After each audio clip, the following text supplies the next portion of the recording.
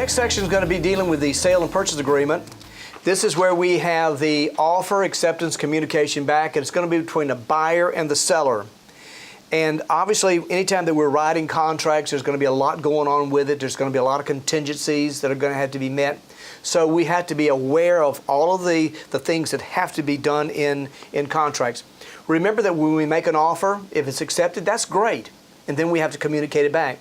But oftentimes, it's not accepted. And so we've got a couple of choices to make. Is there going to be a counter offer done? Or are we simply going to reject that offer and hope for another offer to come in? Well, in either case, what we're trying to do is the seller's probably trying to get the very most money they can, and the buyer's trying to get it for the price that's best for them as well. So that's where the negotiations take place. I want you to remember also that even when we create a contract, and that is where we have that meeting of the minds, the seller still has legal title to the property until it closes.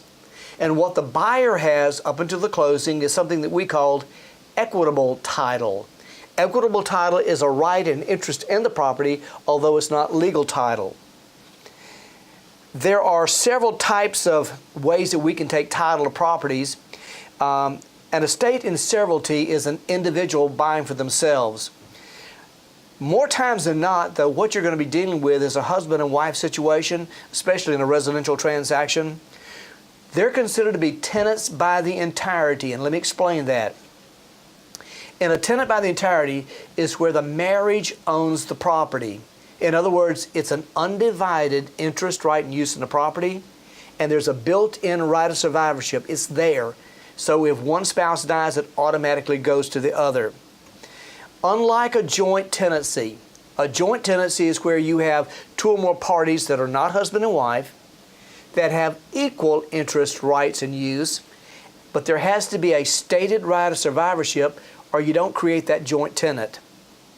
Also in contract negotiations, oftentimes we talk about earnest money. Remember that earnest money is not a requirement of contract. The promise by the buyer to buy and the seller to sell is all that's required to make it binding. But we give earnest money oftentimes to show good faith on the buyer's side, and that if the buyer breaches, that deposit can be retained by the seller as liquidated damages.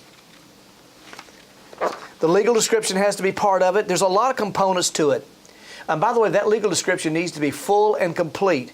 And I've outlined a number of things that's going to be important for you to know in terms of how to fill out that legal description. And let me say this.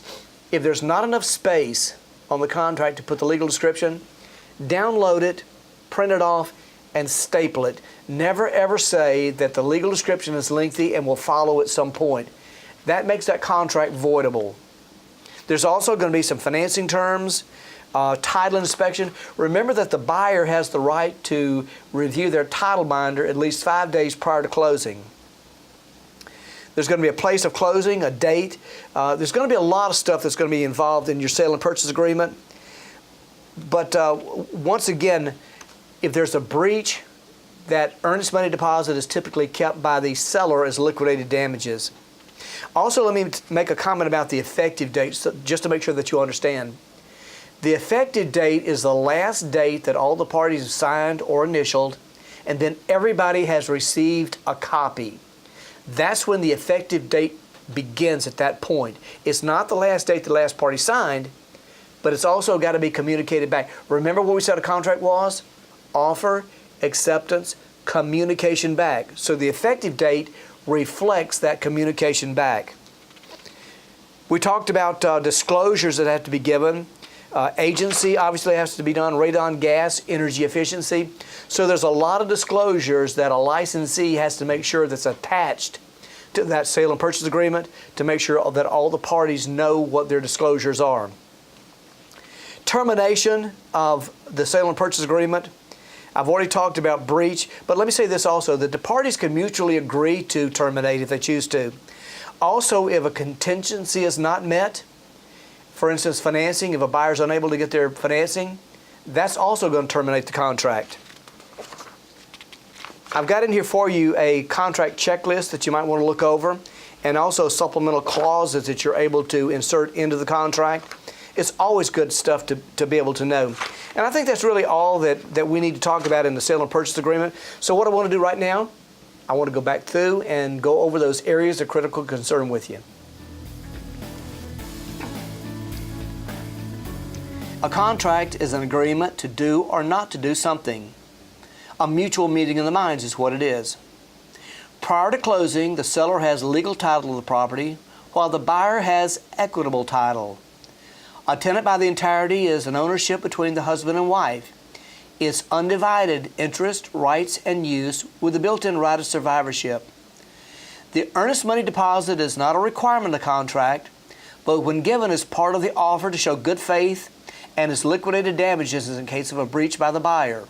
With a sale and purchase agreement, certain disclosures should be included.